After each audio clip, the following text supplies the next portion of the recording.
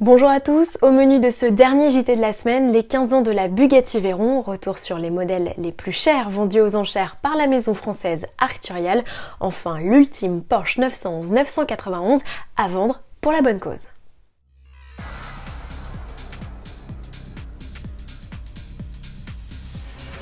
La Bugatti Veyron a 15 ans, c'est presque le temps qu'il aura fallu au groupe Volkswagen, propriétaire de la marque depuis 1998, pour vendre les 450 exemplaires de cette sportive extrême.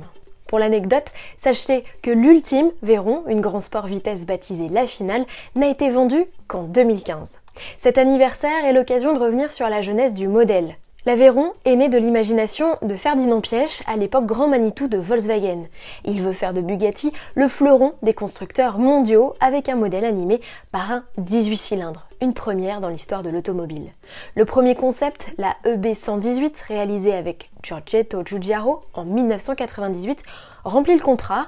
Le W18, installé dans le coupé 4 places, est un assemblage de 3 VR6 à 60 degrés. Il développe 555 chevaux. En mars 1999, les deux hommes imaginent, toujours autour de la même mécanique, une berline 4 portes à moteur avant, la EB218. Mais pour voir les prémices de la supercar actuelle se dessiner, il faut finalement attendre la fin 99 et la présentation des concepts EB183 Chiron, dessiné par le fils de Giugiaro, et la EB184 Veyron, créée cette fois par le bureau de style Volkswagen. C'est le design de cette dernière que Bugatti retient. Au Mondial de Paris 2000, le modèle réapparaît sous le nom de EB164 Veyron. On note aucune modification esthétique mais un gros changement mécanique avec l'arrivée d'un W16.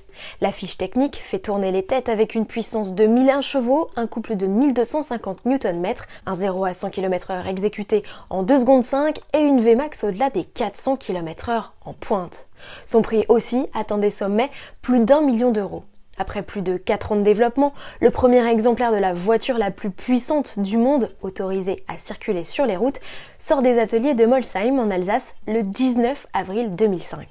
Elle sera déclinée en de nombreuses variantes, atteignant jusqu'à 1200 chevaux, avant d'être remplacée en 2016 par la Chiron, toujours pourvue d'un W16, mais cette fois de 1500 chevaux. On parlait d'anniversaire et de modèles d'exception, continuons sur notre lancée. À l'occasion des 10 ans de sa division Motorcar, la maison de vente Arcturial propose une rétrospective des 3 modèles les plus chers qu'elle a adjugés aux enchères. Et accrochez-vous, on parle ici en dizaines de millions d'euros.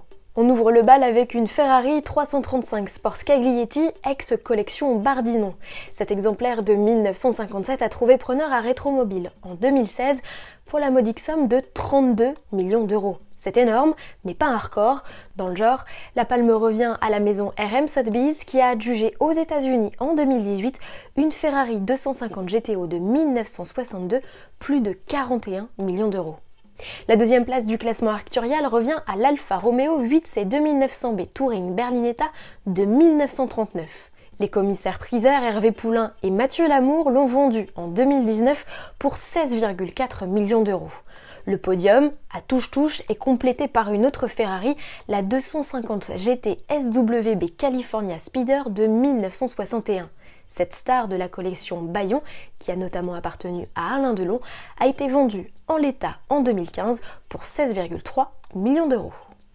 Et puisqu'il est question de vente aux enchères, sachez que Porsche met en vente l'ultime exemplaire de sa 911 Type 991, sortie des chaînes en décembre 2019. Le fruit de la vente servira à soutenir la lutte contre la pandémie de coronavirus. Vous avez jusqu'au 22 avril 19h pour enchérir à l'adresse ci-dessous. Cette 911 Type 991 est proposée sans prix de réserve.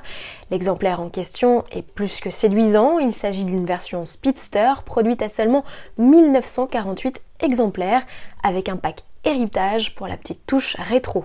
Côté mécanique, elle embarque le flat 6 4 litres atmosphérique de la GT3 RS poussé à 510 chevaux avec en prime une boîte mécanique à 6 rapports. Celui qui remportera la voiture se verra également remettre un chronographe Porsche Design. À vos souris, bon week-end à tous et à lundi.